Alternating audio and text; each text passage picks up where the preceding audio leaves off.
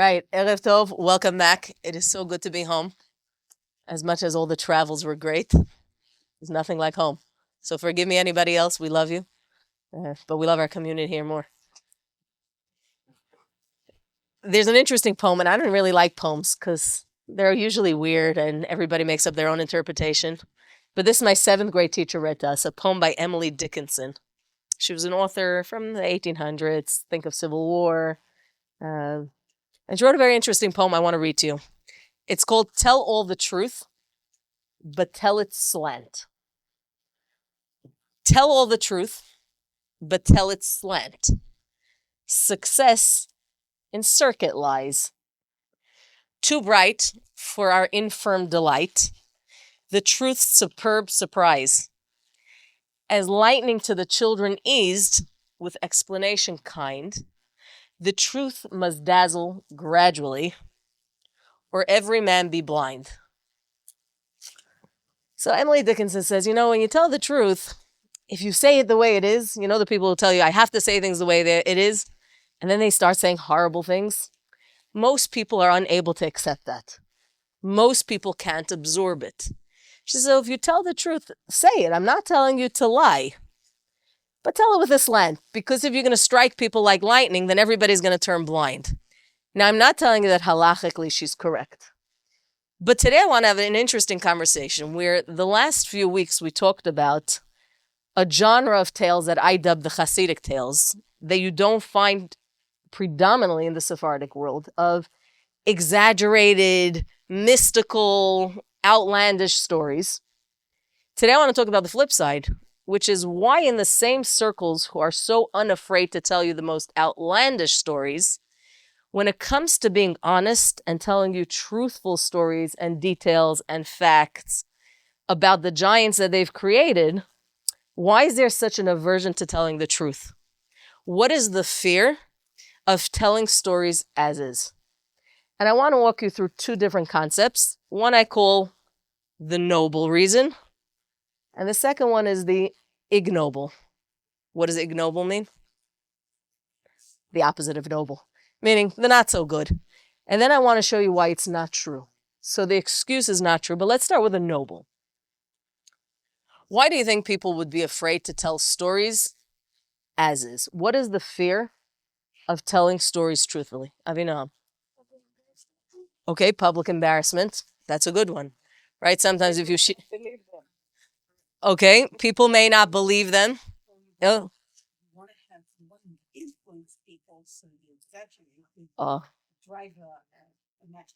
Okay, meaning the story as is will not have impact. So if you want to actually have impact, you have to embellish on the facts so you could drive the point home. Yeah? You said something else? Accurate information, or maybe you're talking about a nonfiction or a fiction. Why are people so afraid to tell stories as is? Facts, to give it over. Oh, so like Avinam, we don't want to tell all the details. It's why half the times if you read cases, they black out, right, the names and the places to protect people. I want to share with you probably one of the most maybe underestimated rabbis of the founding of the state of Israel. In his books, he writes how at the end of his life, he's in a little hilltop, alone, abandoned.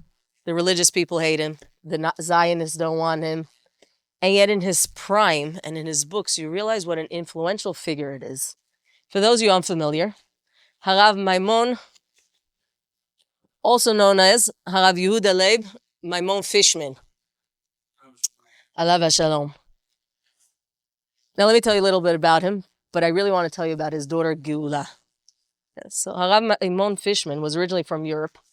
He was from the early Mizrahi group, who in Europe was already rallying for the state of Israel, and ultimately at a very young age, after having a position as someone in a rabbinical position, he moves. So in the early 1900s, he moves, he comes to Israel, and his whole goal is, I want to not just create a state, but I want a state that has religious sensibilities in it. If you ever look at the picture, and I think I might have one here, but it's very unclear. They have a picture of when they were writing the Articles of Declaration. So think of the Igeret HaAtzmaut, right? The how do you say it in English? The independence, the Article of Independence, where we declare our independence.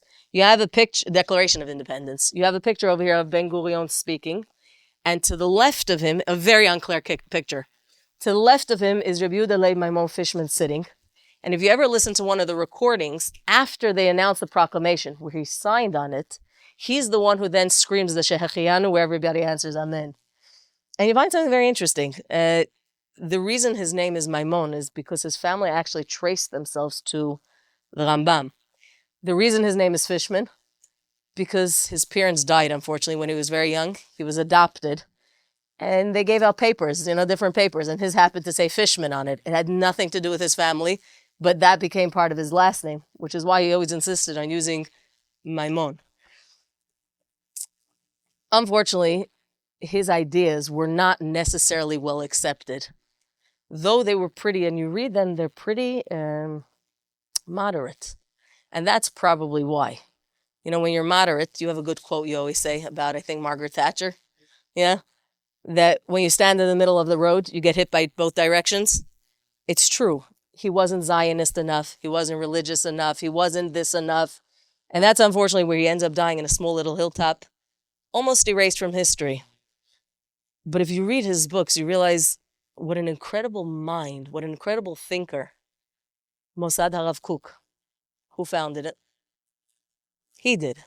We're talking about somebody who is not just beyond in his thinking capacities, but also in his emotions. He had a daughter. His daughter's name is Geula, who in her own right, and here I could show you a better picture of her. It's on the sleeve. You have over here Geula Maimon. So this is her. When I tell you a prolific writer, I'm underestimating it. She did. She went by Geula Bat Yehuda. And over here in the sleeve it says, Geula Bat Yechida La'arav Maimon. She's the only daughter. Yelidat New York. So she was actually born in New York. Emat Bogeret HaSeminar Lemorot Mizrachi Yerushalayim. She has a tremendous amount of work where, because she spoke both English and Hebrew, she was able to translate much of the works in either direction. She set out to write a story about the life of her father.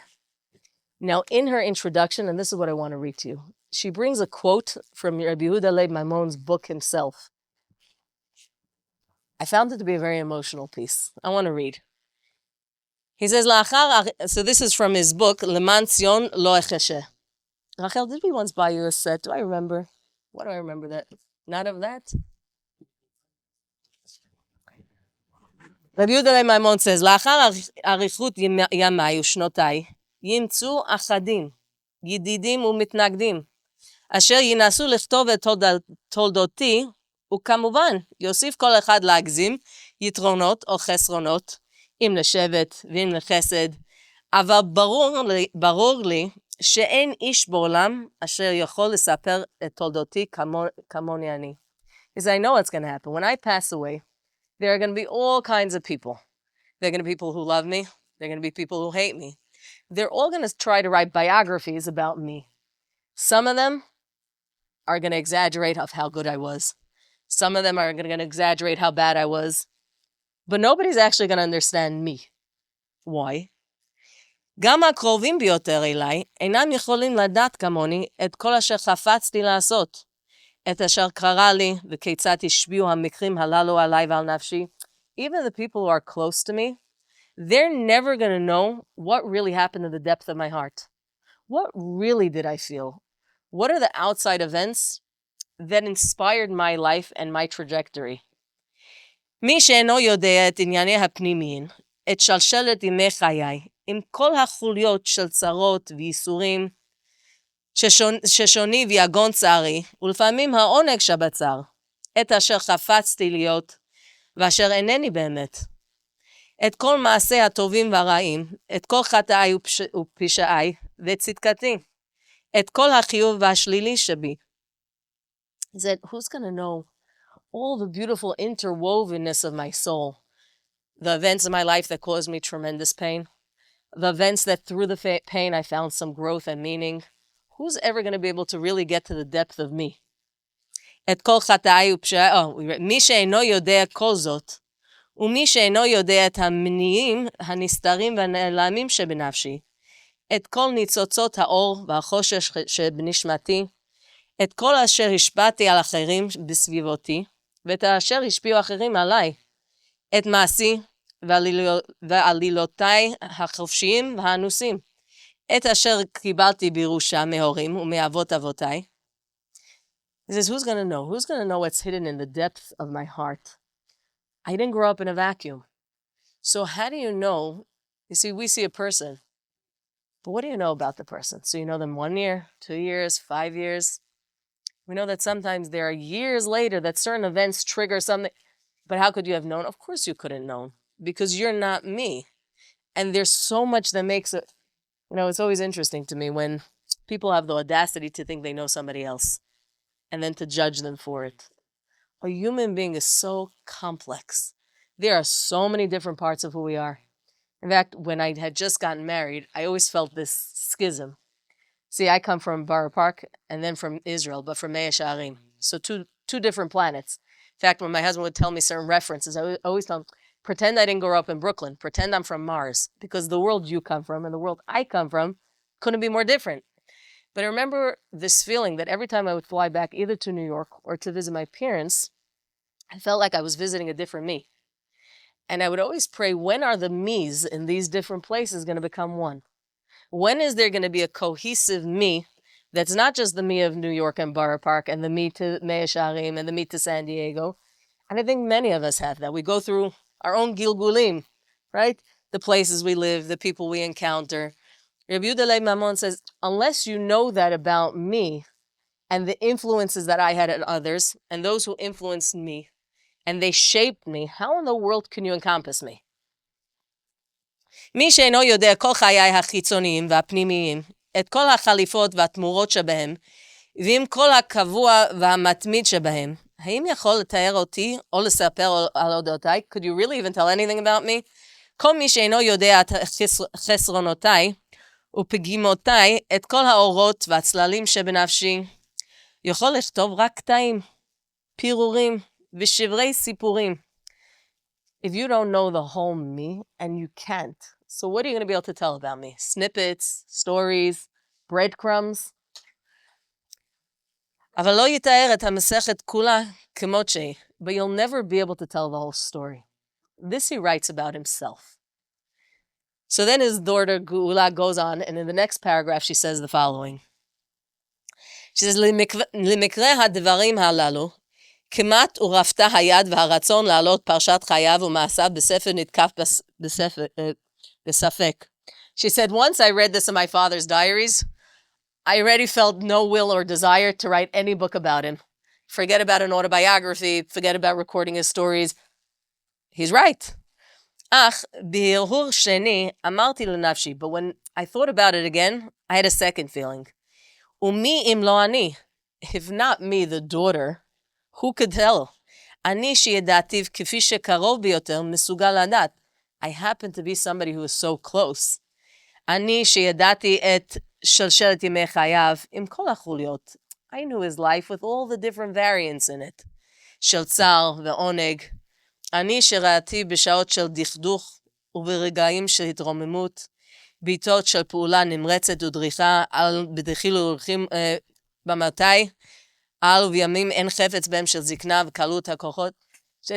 On second thought, who could better tell the story than the person who's closest in? And I, as a daughter, we have a running joke in my family. One of my kids, they saw me late at night, and they said, oh, I didn't know you work. I said, yeah. He said, no, I thought you only shop on the computer. So I told him, I said, you're not writing my autobiography, right? But she says, as the daughter, we go through the phases. We see behind the curtain. We see not just the rabbi. We see the rabbi who has good days and bad days, where he's feeling super motivated and days that he doesn't want to get out of bed. We see the human side of what's not always presented to the public. She said, so who, if not me, is more appropriate to write about my father?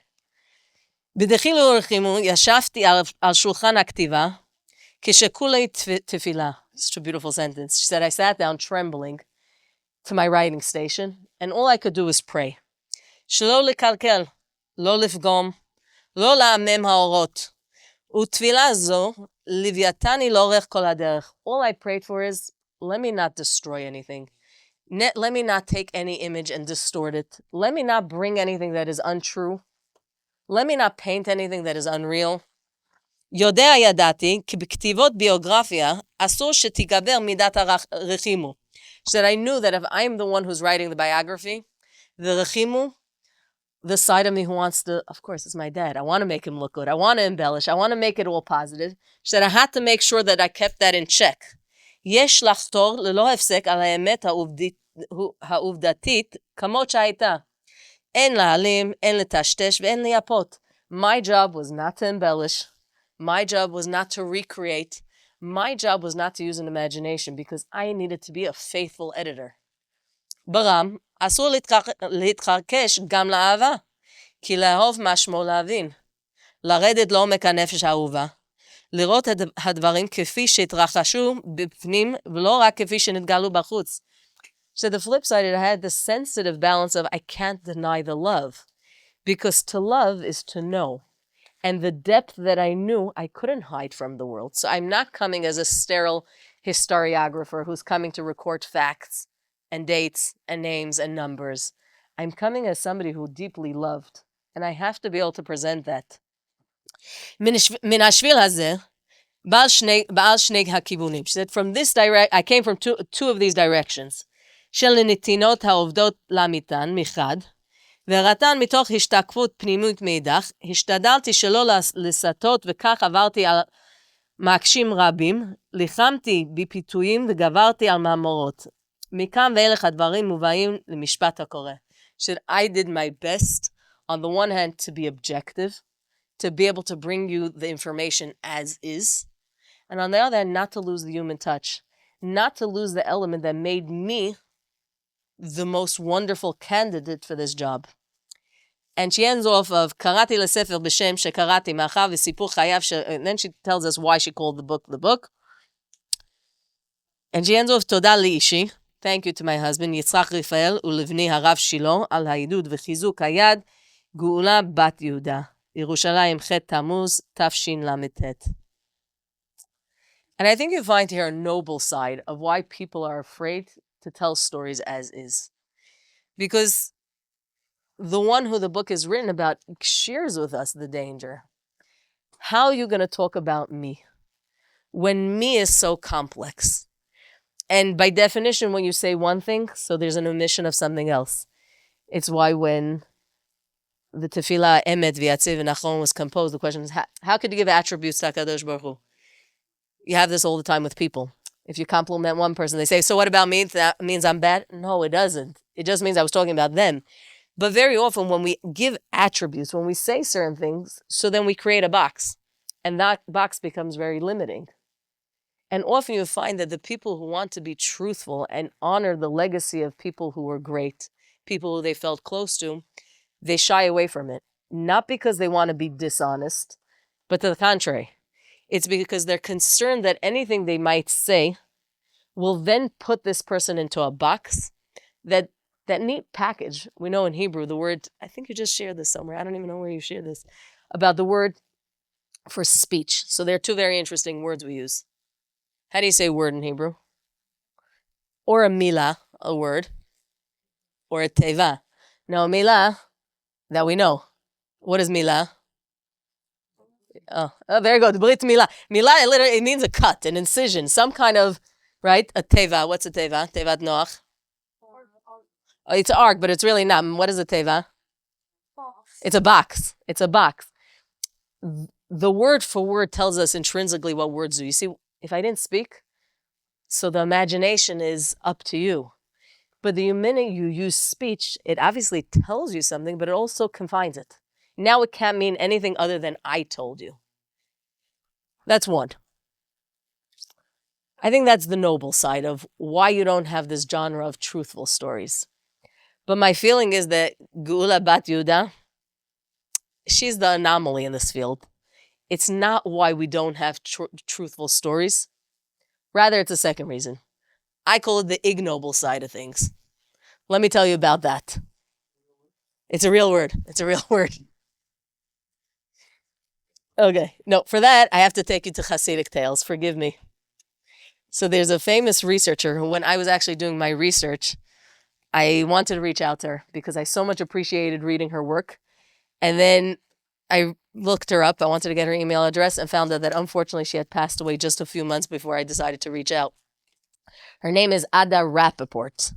Ada Rappaport Albert. She was originally from Tel Aviv, moved to England, ended up becoming one of the most prominent historians on Hasidut. What was unique about her is not just that she's female, but her whole genre is very unique. And she's written dozens and dozens of essays and books. In one of them that I have over here, it's called the Hagiography with Footnotes, Edifying Tales in the Writing of History in Hasidism. So for those of you familiar, what is hagiography? It's a fancy word. What does it mean?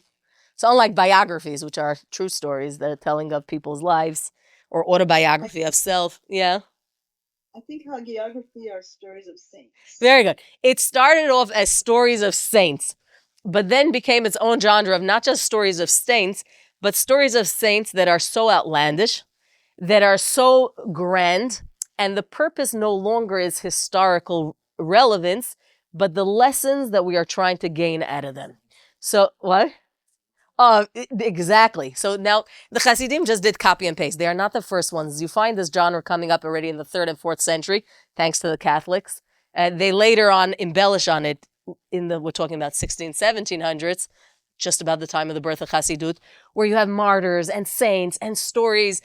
And it doesn't even matter if the story never happened or did happen, but the relevance of the lesson that's embedded in the story, that's why you have the story.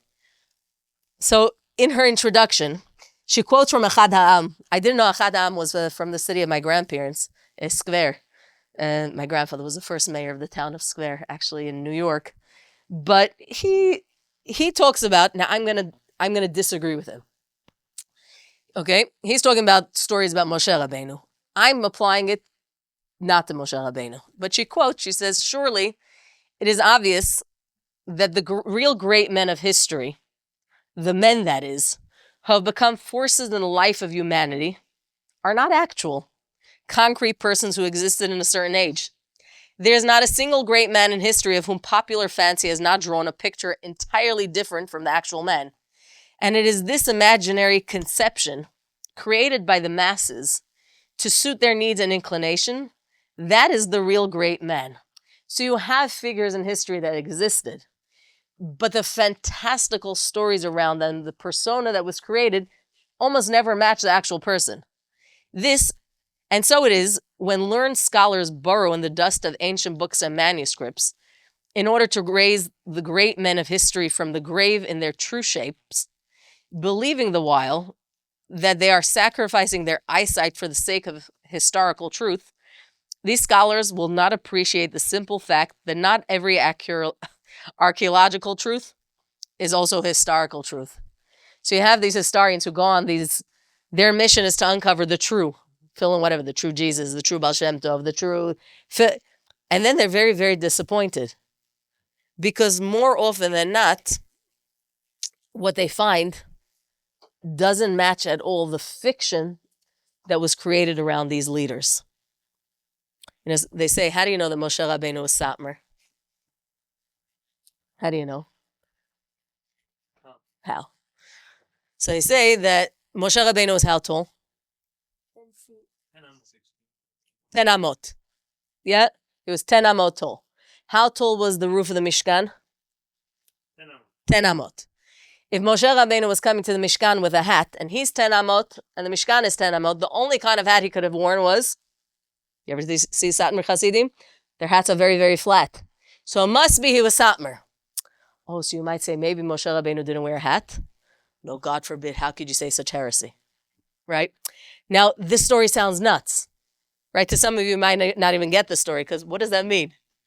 But you should know, growing up, Moshe Rabbeinu always wore a shtreimel. So did Avraham Avinu.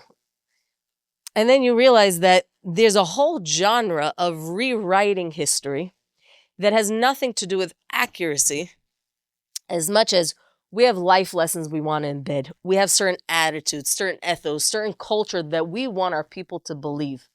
And therefore, if it's something contemporary, it's very easy to check, right? If you take somebody who lives today and you start making up stories about them, it's not going to work because it's very easy. You go to their house and you check and then you see, no, the story is not true. But if you take figures from the past and then you dress them up to whatever your imagination wants to be, who's going to fact check you? A few academics with dry and boring information that nobody's going to read. And the point, again, is not accuracy, but creating some sort of culture. And we ask people, so then why do you do it? It's what Rachel said. They're going to answer you because we want to inspire people. We want people to know better. We're trying to highlight different life lessons, different midot, different ways of life. And how could we do it if not through embellishment? Between the two of us, I'm not a good storyteller. Why? I only share facts. I'm a very boring storyteller. My husband, on the other hand, is a phenomenal storyteller. That's the truth. But part of storytelling is you have to engage somebody's imagination. Boring facts and figures, most of the time, do not engage people's minds. Most of the time. And the pushback is, well, if we're going to share things that are true, two things are going to happen. One, people are going to be bored, and then they're going to be disinterested. Lesson lost. The second one, and this is where the untruth lies. If we start making these giants, I'm going to call them gedolim with a capital G. If we start making them human, then the magic of their sainthood dies. And the minute that dies, the lessons that we attach to them and the culture that we forced on them dies with it. And that's dangerous because if I have an agenda and I want to push it on you, it's very difficult for me to do it if the people who are supposed to be the role models are just regular people. If they struggle just like you and me, if they have the same conversations with their spouses just like you and me, if they have the same things that they deal with their children, suddenly it takes this greatness of, wow, this is what we were going to aspire to be, and it makes them normal. And that's not a good thing, because then we take the role models and we erase them. Now that's the excuse, right? That's the excuse. I would like to say maybe also the rationalization of why this whole genre of hagiography exists, particularly you find in the religious world. If you go to any bookstore and you buy from little kids' books all the way to adults, I'm looking at you, Avinam. Somebody gave us a gift of a book of, 12 righteous tzaddikim. And Avinam's reading the book and he says, Ima, could you believe somebody wrote this nonsense? He's flying on a magic carpet. And then Eliyahu Navi came and then he was back. I think to myself, maybe we ruined him. I don't know. But that's what's being fed to not just our children, but to our adults. And again, the guise is what we want to inspire people. And if we're going to share with them the truth, they won't be inspired. And I'm going to push back on that. I want to push back because I don't believe people are idiots. I don't believe that we should be lied to. Quite the contrary. I think, by the way, don't think, I have to say, it doesn't only happen with Hasidic tales and Lithuanian rabbis. The same thing is unfortunately done with the entire Tanakh, where the book has become something so holy and untouchable, and we think, wow, that's so special. But no, it's that much more sinister.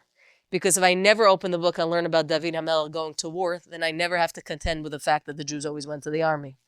And if I don't open the book and learn about Chizkiyahu not wanting to have children, then I never have to think about those things about, what about that family who decided they don't want to have, and this one? Because it's much easier for me to make them so great that they have absolutely no relevance to my life. And it's interesting because on the one hand, we're trying to create relevance, and yet we want to make sure that they themselves as characters are highly irrelevant. And I want to share with you maybe 3 examples where you find that when the characters are made relevant, the lessons are so much more impactful. They're so much deeper. They're so much more real. And it's why you're going to find that consistently in this course of Ḥachamim, that's where we're going to go. Not the stories that inspire some kind of revolution because they made no sense, but something that hit home because it was true. I want to share with you, if I can. Let me start with Harav Hutner. For those of you familiar, Harav Hutner, who was he?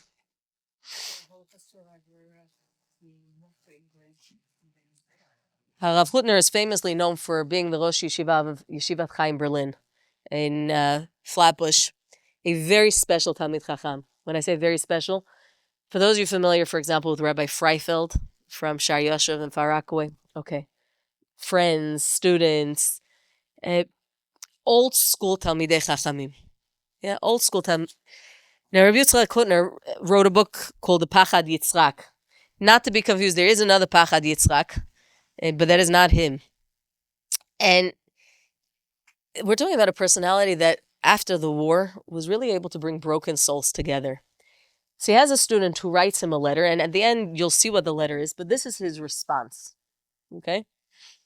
So this is from the Pachad Yitzchak, Igrot u'Michtavim, Igeret Kuf Chavchet. He says, רעה חולה היא אצלנו, שכאשר מתעסקים אנו בצדדי השלמות של גדולנו, הננו מטפלים בסיכום האחרון של מעלתם. There's an illness in our community. Then when we try to talk about the giants of our society, we only focus on the sum total of their end life, and we never share the beginning.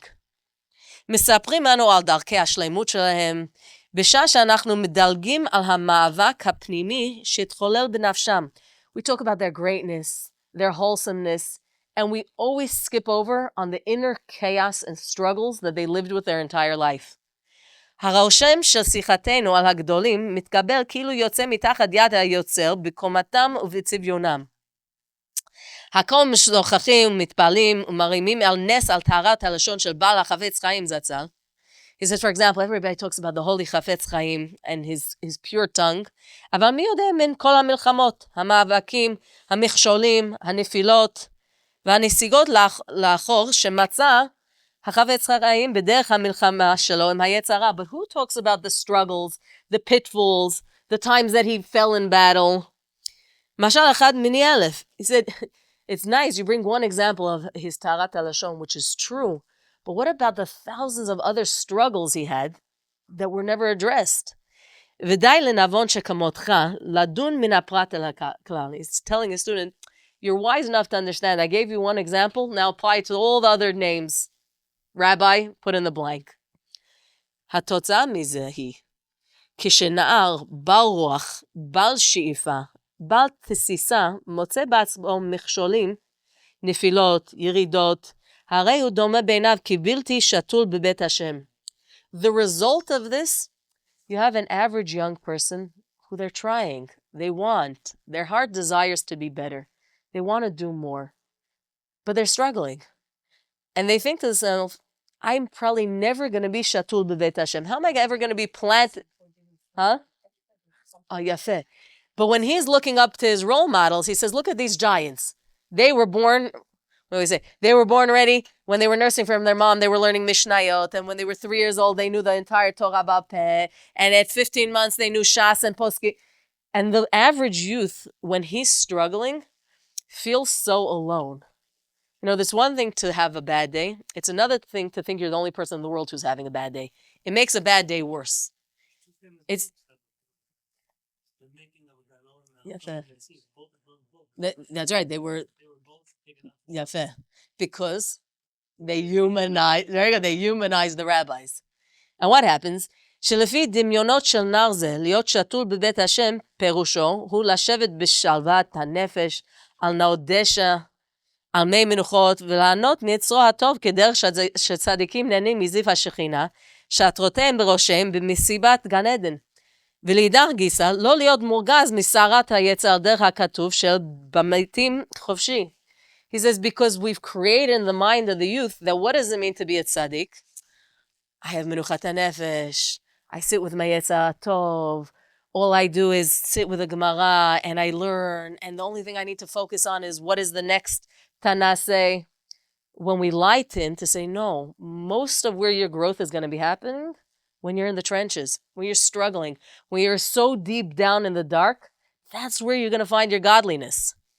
Aval dalecha, he says, but you should know Chavivi really, because he's Ashkenazi. ששורש נשמתך הוא לא השלווה של היצר הטוב, אלא דווקא מלחמתו של היצר הטוב. Don't think that the root of your greatness is in, oh, you see such a good kid. No, in your struggle, that's where you're going to find your greatness. He says such a beautiful line.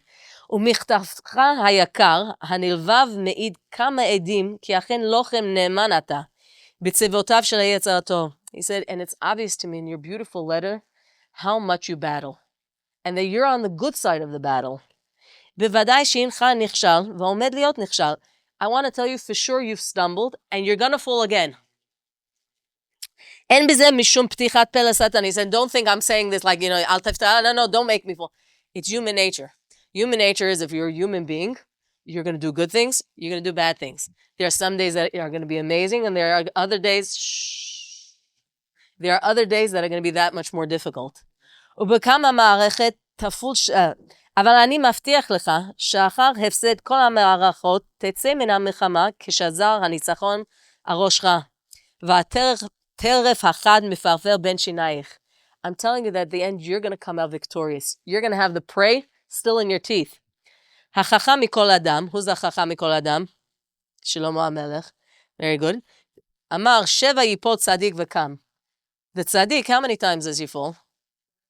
והטיפשים חושבים כי כוונתו בדרך ריבותה. The idiots say, no, he's exaggerating. It's not what he meant. אף על פי ש7 ייפול צדיק, מכל מקום הוא קם. אבל חכמים יודעים היטב שהכוונה היא שמהות הקימה של הצדיק היא דרך 7 נפילות שלו. The idiots think, no, he's exaggerating. Well, others tell you, no, the fact that he got up, that's what makes him great. He says, no, but the wise people understand that it's the falling, the process of making the errors and learning, and making errors and learning again. That's what makes you great. Avinam, sweetie, I need you to stay in your seat. Okay? No human being doesn't struggle. The question always is, what do you do afterwards? And unfortunately, you see this, the difference between success and failure. Most people, they try things once, right? They have a once rule. I tried once. I want to talk about Avinam. Avinam, from all my kids, is the only one who knows how to ripstick. Can I tell you why? He's not the only one who has a ripstick. What's a ripstick? What's a ripstick? He's the only one who knows how to ripstick. It's things that you have to teeter-totter and fall and need insurance for. That's what. Why? Because everybody tried once. But only Avinam tried 7 and 8 and 20 times, and eventually he's the best ripsticker. Yes? Why? Because a human being understands that failure is not a bad thing. It's a natural process of learning. I'm looking at it, I have a little baby who's 1 now. If every time he would fall, we would all go run and pick him up and make him... So he's never going to learn how to walk. Because part of the process of learning how to walk and then run and then climb is you're going to fall. How much? Tons. Tons. You're going to fall flat in your face, and you're going to have dirt and rocks, and then the decision is going to be yours. Do I stay down here and stay as a failure? Or do I get up again? And getting up again isn't easy. We talk about it, it's so easy, shake yourself off. Maybe you never fell. I once fell. I once fell when I was doing deep, dark caving. I fell 2 stories in a cave. I can tell you I couldn't get up. I needed outside help. A lot of outside help. Thank God I came out with nothing but many, many scratches and 2 fractured vertebrae. Sometimes you need other people to help you when you fall because you can't do it alone. But the fact that a human being falls and then has a choice, that's where the greatness lies. And he says, Ahuvi, my love. You have to see the beauty over here of somebody who's a real leader, who's unafraid to demonstratively, you're my child, you're my student, you're my child. Ahuvi, hineni lochetz otcha el levavi. I'm pressing you close to my heart. V'lochesh boznecha, and I'm whispering into your ear. כאילו היה מכתבך מספר לי על אודות המצוות ומעשים טובים שלך, הייתי אומר שקיבלתי ממך מכתב טוב. If your letter would have been filled with all your achievements and success and the good things you do, I would have told you I got a really nice letter from you. עכשיו שמכתבך מספר על דבר ירידות ונפילות ומכשולים, הנני אומר שקיבלתי ממך מכתב טוב מאוד. Because now that your letter is full of your inner struggle, your challenges, your chaos, your failures, I want you to know I didn't get a good letter. I got a very good letter. רוחך סוערת לקראת השאיפה להיות גדול. The winds that are storming in you, it's because you're trying to be great. בבקשה ממך, אל תצייר לעצמך גדולים שהם ויצרם הטוב בבחינת חד הוא. לעומת זה צייר בנפשך גדולתם שגדולי עולם באותיות של מלחמה נורא עם כל הנטיות השפלות והנמוכות. So I'm asking you, when you're creating role models in your mind and images, don't buy the lies. Don't create the image of that one-sided, one-dimensional giant who all you know about is his successes. I'm asking you, look at those, make for yourself role models who are two-dimensional, three-dimensional, 10-dimensional. I don't even know what that would look like, right? Picasso, maybe. Take somebody, or other DSM disorders, find people who are real, who are genuine role models that have the duality that every human being has on display. ובזמן שהנך מרגיש בקרבך סערת היצר, דע לך שבזה הנך מתדמה על הגדולים הרבה יותר מאשר בשעת שאתה נמצא במנוחה בשלמה שאתה רוצה בו. דווקא באותם המקומות שהנך מוצא בעצמך הירידות הכי מרובות, דווקא באותם המקומות עומד הנך להיות כלי להצטיינות של כבוד שמיים. And I want you to know, when you're in the depth of your struggle, know to yourself, you're not just waiting for the storm to pass. Very often in our lives, we're just waiting. Okay, so I'm waiting for the chaos to pass so things could be good. But that's the mistake. In your chaos is precisely where the greatest growth can happen. When things are raw and things are real, and it's hard. I'm putting a disclaimer. That is very, very hard. It is very hard when things are vulnerable and things are hurting to still stay present. Some people just check out. Some people like to intellectualize all their problems. But to feel it and to be there, he said, that's going to be your greatest growth moment. And I'm asking you in those moments, think that that's when you're like the holy people. When things are good, okay, everybody could have nice days. But when things are hard, and they always will be, that's where your greatness lies. Chacham Yitzchak Lutner, he's right. He's right. When we create this lie, not only is it untrue, but it's so severely damaging to the average citizen. Because we end up, when we struggle, feeling like the worst people in society. So I want to give you a little more chizuk, if I can. This is a book in the genre of books you mentioned, that because it has too many real details, the people on the street are going to tell you, it's a forgery, it's not true. Okay, maybe if it's a forgery, it's a really good one. I do have to apologize. Why? I'll tell you why. This book is called Megillat Sefer. It's the story of Rabbi Yaakov Emden, his own autobiography, Alav Shalom. Now, who is Rabbi Yaakov Emden? So, oh yeah, very good. The Avitz. What do you know him for, though? If you've been in our Kehillah, you know him already. Very good. He's the son of Chacham Tzvi. In fact, much of his book, he talks about the support that the Sephardic community of Amsterdam had towards his father and his father's work. If there's one defining characteristic of Rabbi Yaakov Emden, he was on a warpath against anybody that he felt had a smell of Shabtai Tzvi. Now, why did my husband say that I have to be careful? Because his number one component was my great-great-grandfather, Rabbi Yonatan Eibeshitz. Alav Shalom. The things he writes about there, Hashem Yishmor. Now, you have to balance it out. If you read Rabbi Yonatan Eibeshitz Yarod Dvash and his other books, this clearly was not just a war against Shabtai Tzvi. There were a lot of personal elements involved. But Rabbi Yaakov Emden ends up being very lonely because we like it. Huge. Oh, very good. I think because it precedes it, it gets overshadowed eventually because we outdo ourselves. But it was lonely. We were once talking to one of our dear friends, Hushev Refuah Shlema, and one of the few Ḥachamim that live in the United States. And he said, we think that Shabtai Tzvi was just a few people. He said, unfortunately, if you look, Kimat, almost every rabbi was tainted with some of Shabtai Tzvi, and some of it still exists today. Yeah? I'm going to leave it over there.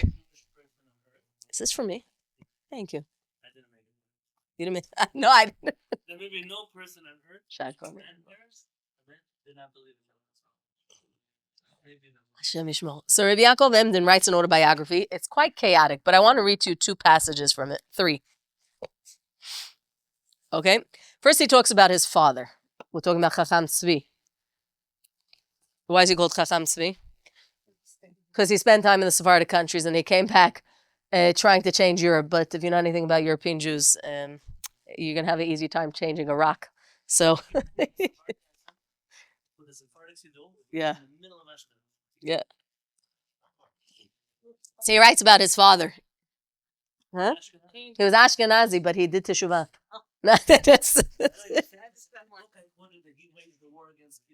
Yeah. Yeah, but nobody listened. But they fought him all the day long. Right. But he said, if my portion will be in Gan Eden with the people who get rid of Gideon. Okay, amen.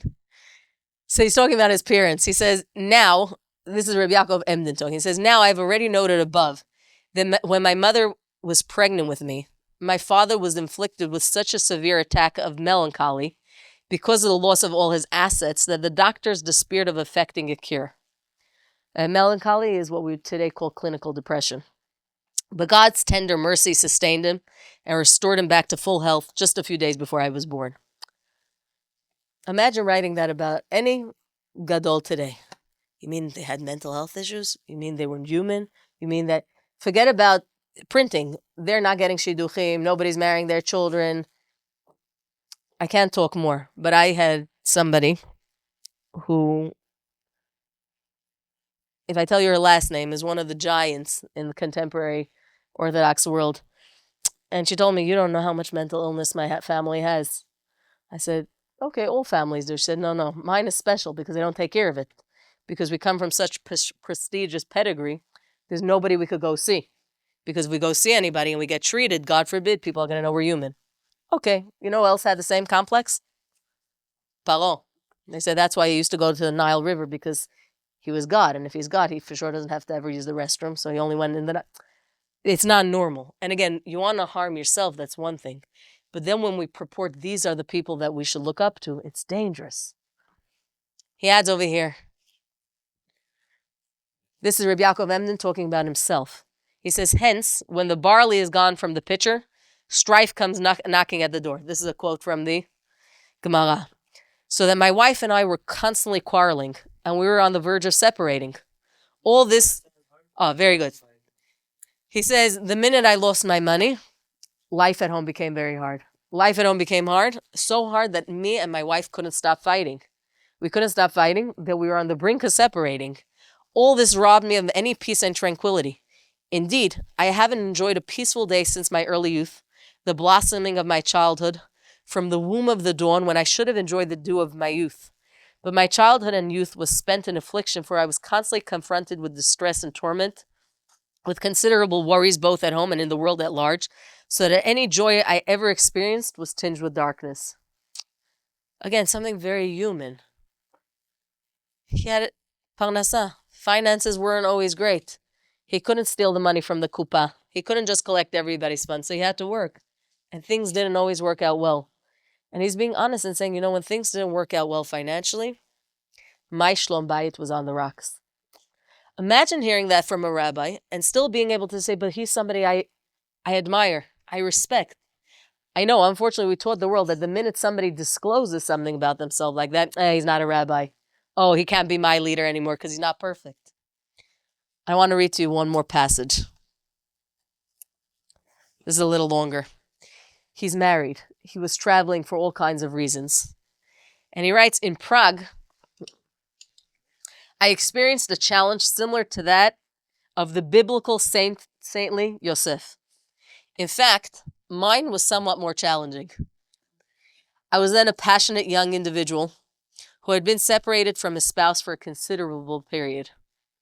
I therefore longed for female company, which I had the opportunity of fulfilling in the person of a lovely young lady, vis-a-vis my cousin, who kept me company and was audacious enough to evince a special affection for me. In fact, she almost embraced me. Indeed, when I was resting my bed, she came to see me if I was well covered. In other words, she wanted me to embrace her. Had I yielded to my baser instinct, she would not have denied me anything. On several occasions, I almost succumbed. Just as a flame is attracted to stubble, but the Almighty granted me strong willpower as well as an abundance of dignity and courage to prevail upon my burning passion. For on those occasions of which I had spoken, there was no one in the house except the two of us, nor were they likely to return at that time of day, since they were in their shops all day to gain a livelihood. Indeed, on one occasion, I was on the point of yielding to my desire, were it not for the Almighty's abundant kindness which helped me resisting a temptation that is greater than any other. You understand what he's telling you? He says, I was struggling. I was lonely. On the backdrop of, I had a wife at home that I was fighting with. There's somebody else who's showing me love, who I have feelings for. I want to be close to this person, and I have every opportunity to do it. The people aren't home. The place is right. He adds, for I was a young man in the full prime life, and a young lady was present who on many occasions had manifested the greatest affection for me. Moreover, she was a young, unattached relative who had recently lost her husband and would have made herself available had I so wished. In fact, had I succumbed to my baser feelings, she would not have breathed a word about it. However, I subdued those feelings and stifled my passion and my deepest emotions. So blessed be the Almighty who gave strength to the faint. I did not succumb, but was delivered from that flaming fire. As a recompense, I pray that I and my family should forever be safe from the fire of the evil inclination and Gehennom. May it be so of the Almighty's will. Amen. Now imagine going to a class of teenagers and young adults and teaching them this. Instead of the nonsense and the lies, teaching them that struggle is real. That human beings, there's a burning flame inside. And sometimes that burning flame makes you do incredible things. And sometimes it destroys you and everybody around. But it's normal. Because human beings have feelings. And we have wants, and we have desires, and we have needs. And the courage of a human being to say, it's something I'm so aware of that I want and need. And I almost let, but I was able to pull back. And he shares that he almost felt he couldn't. So what about the person who couldn't? And then suddenly, instead of a genre of idiotic stories where nobody's ever going to achieve, because even the person you told the story about never got there, you suddenly create relevant, righteous figures that inspire a whole new hope in a human being. Because if Rabbi Yaakov Emden could struggle, and he could tell us about it, and he can triumph, then maybe me in my own way, I could also. Maybe in me and my struggles, maybe 7 out of 8 times you're not going to make it. So what? I want to share with you one more. We started at 45. I have to. 2. Actually, I'm going to end with Halav Kuk. This is another. There's so many good characters that we're going to learn about. This is another Chacham, which we touched on a lot actually in our Kehila. Chacham Leon de Modena. Yes? Famous for his letters on. Oh, very good. Remember? Yep. So here you have an autobiography of a 17th century Venetian rabbi. So think 1600s. Here's a picture of Leon de Medina, the life of Yehuda. By the way, if you look at the pictures of all the rabbis, you realize very quickly that there was never a world where we all looked like penguins. It just never existed. That is a lie. All rabbis didn't wear hats. Not all rabbis even wore kippahs. But we had a lot more color in Am Yisrael than we have today, including the women. Yeah. He talks about, here's another tragedy. So he's engaged to the woman, the love of his life. And they're coming now for a wedding. He writes, when the wedding date, which was the 11th of Sivan, June 15th, 1590, approached, I wrote to my revered father, who was then in Bologna, so that he would come. Come, I'm getting married. I also invited my friends and relatives, and we all traveled to Venice immediately after Shavuot, rejoiced and lighthearted. When we arrived there, we found the bride confined to her bed. And everyone said that nothing was wrong for a little diarrhea and she would soon recover. She has nothing, a little illness. Her illness grew worse from day to day, however, until she lay near death. Yet her heart was like that of a lion, and she was not afraid. On the day she died, she summoned me and embraced me and kissed me. You understand? They're not married. She said, I know that this is bold behavior, but God knows that during the 1 year of our engagement, we did not touch each other, even with our little fingers. Now at the time of death, the rights of the dying are mine. I was not allowed to become your wife. What can I do? For thus it is decreed in heaven. May God's will be done. And then he continues on about her death and how he really never recovers from it. He marries, but his marriage is never one of the love and passion. And he marries somebody who makes his life hell. He ends up talking about his gambling addiction and all kinds of other bitterness that he has in his life. And you start reading a story where, in my opinion, his greatness only manifests because you see the struggle. You see the very real side. You see the ability for somebody to articulate the innermost feelings of their heart with the humility, the sensitivity, and the courage of somebody who knows it's okay for me to fail. It's okay for me to record in public my failure so that other people can learn. To me, that's greatness. And I believe that with all the lies that we tell ourselves in the camp of, well, if we humanize the characters and if we don't embellish, then how are we ever going to encourage and you're right. You'll never be able to make crazy a whole world when you teach them truth. That's true. But in our Bet Midrash, we're not looking for crazy. I leave that up to other Jews. They do a really good job at it. We're looking for truth. We're looking for truth that resonates deep in your heart. And if I can end with a piece of truth, I'm going to go to Harav Kook. Harav Kook, it's so beautiful. They have a book, Chadarav. Elchanan, tell me where the word Heviani el HaMelech Chadarav comes from. Very good.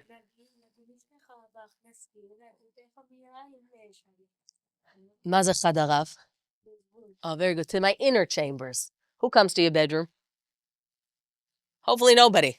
The answer is your bedroom's private space. Your kitchen, everybody. Yeah, the dining room, everybody.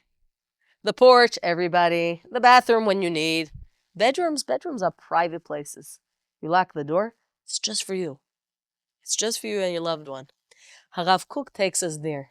Is I want to take you into the inner chambers of my heart because you're going to know Harav Kook, the one who was the Zionist and the one who loved Jews and doesn't matter. But I want to tell you the real me. And in every passage you bump into little bits more of me and the struggle and the chaos and the conflict that he genuinely felt. So I just want to read you one passage here. It's called Ke'evei hanishama bihigalota, the pains of the soul when it is revealed. Harav Kook says, I ask my soul, is it permitted for me to put to rest the joy of my soul, the replenishment that comes with yearning from the above, the slacking of the thirst that comes with holy vision, for the pressing demands of trivial matters, of deeds in which I do not feel the higher purpose of my aspiration, for bothersome studies that whatever be the causes of my involvement do not satisfy my soul? He said, I'm a rabbi. I'm so busy with so many different things that I hate. So much busy paperwork, so many meetings, I'm involved so much of my time with stuff that doesn't fill my neshama. It doesn't give my soul the joy that it actually deserves. What should I do? How should I set my way? How might I do my inner duty for myself, for my inner spirit, for my inner existence? For me, this is a question of questions. So on the one hand, he's a man who's a leader of the Jewish people. And on the other hand, there's a me. There's a me who's stripped of all my other obligations, wants to connect in a much deeper way that I can never do because of the abundance of work and the weight of carrying a community. Oh, how much I aim for a solution. All the drawers of water cannot solve this one. Only from the soul strength capable of breaking out from within me, from my essence, only from this hidden power, when it is revealed, will come the clear solution to this perennial soul question. I don't have an answer.